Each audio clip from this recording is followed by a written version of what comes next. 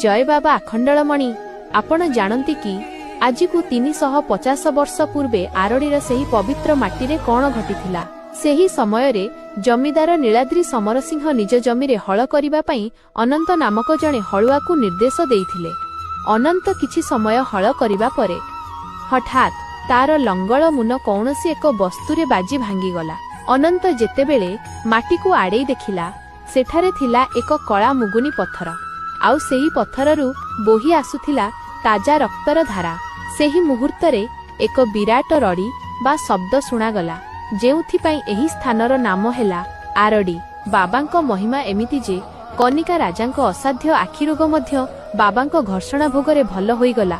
सेइथिपाई तो राजा बाबांको पाई एही विशाल पत्थर मंदिर निर्माण करिथिले। आज भी बाबांको कुंड जलरे सबु रोग भल हुए। जदि आपण बाबांको विश्वास करंती तेबे कमेंट रे जय आखंडलमणि निश्चय लेखंतु।